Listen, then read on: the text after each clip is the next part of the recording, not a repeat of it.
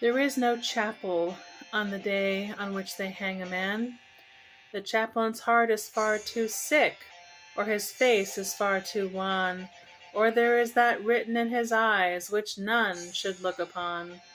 So they kept us close till high on noon, and then they rang the bell, and the warders with their jingling keys opened each listening cell, and down the iron stair we tramped, each from his separate hell. Out into God's sweet air we went, but not in wonted way, for this man's face was white with fear, and that man's face was gray, and I never saw sad men who looked so wistfully at the day. I never saw sad men who looked with such a wistful eye upon that little tent of blue we prisoners called the sky, and at every careless cloud that passed in happy freedom by. But there were those amongst us all who walked with downcast head, and knew that had each got his due they should have died instead. He had but killed a thing that lived, whilst they had killed the dead. For he who sins a second time wakes a dead soul to pain, and draws it from its spotted shroud, and makes it bleed again, and makes it bleed great gouts of blood, and makes it bleed in vain. Like apes or clown in monstrous garb, with crooked arrows starred, silently we went round and round the slippery asphalt yard. Silently we went round and round, and no man spoke a word. Silently we went round and round, and through each hollow mind the memory of dreadful things rushed like a dreadful wind, and horror stalked before each man, and terror crept behind. The warders strutted up and down, and kept their herd of brutes. Their uniforms were spick and span, and they wore their Sunday suits, but we knew the work they had been at by the quick lime on their boots. For where a grave had opened wide, there was no grave at all, only a stretch of mud and sand by the hideous prison wall, and a little heap of burning lime, that the man should have his pall. For he has a pall, this wretched man, such as few men can claim. Deep down below a prison yard, naked for greater shame, he lies, with fetters on each foot, wrapped in a sheet of flame. And all the while the burning lime eats flesh and bone away. It eats the brittle bone by night, and the soft flesh by day. It eats the flesh and bone by turns, but it eats the heart alway. For 3 long years they will not sow or root or seedling there. For 3 long years the unblessed spot will sterile be and bare, and look upon the wondering sky with unreproachful stare.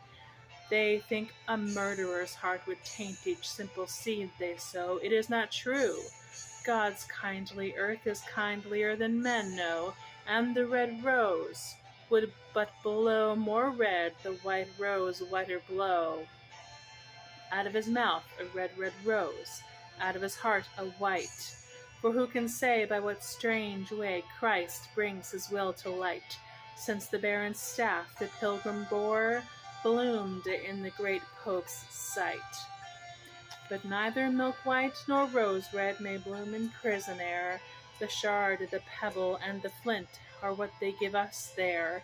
For flowers have been known to heal a common man's despair, so never will wine red, rose, or white, petal by petal fall on that stretch of mud and sand that lies by the hideous prison wall, to tell the men who tramp the yard that God's Son died for all.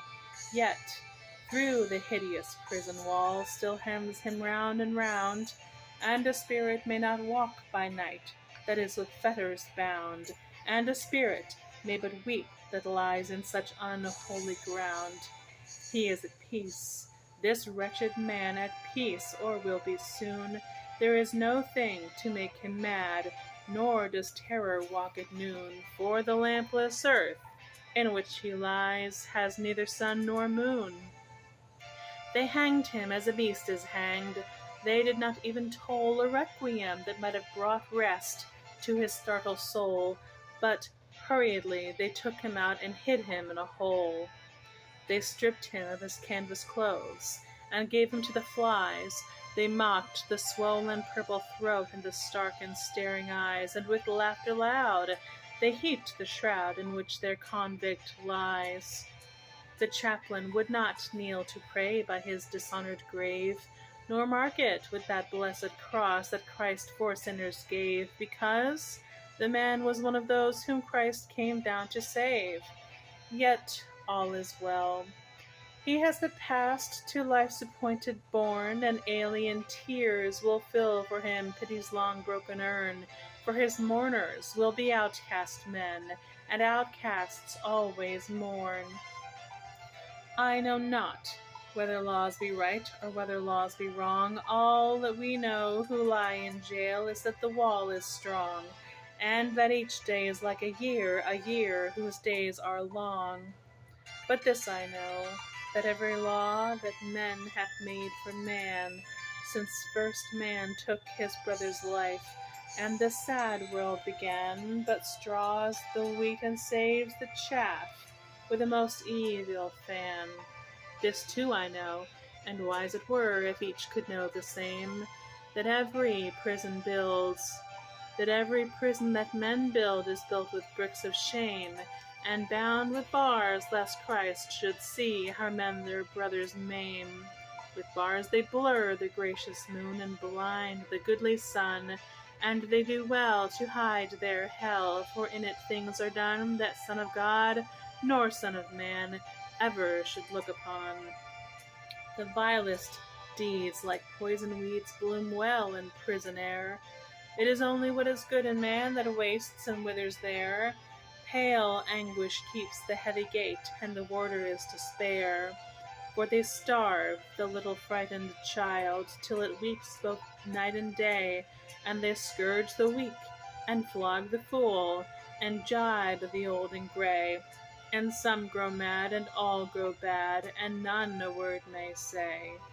Each narrow cell in which we dwell is a foul and dark latrine, and the fetid breath of living death chokes up each grated screen, and all but lust is turned to dust in humanity's machine. The brackish water that we drink creeps with a loathsome slime, and the bitter bread they weigh in scales is full of chalk and lime, and sleep will not lie down, but walks wild-eyed and cries to time. But though lean hunger and green thirst like asp with adder fight, we have little care of prison fare, for what chills and kills outright is that every stone one lifts by day becomes one's heart by night. With midnight always in one's heart, and twilight in one's cell, we turn the crank or tear the rope, each in its separate hell.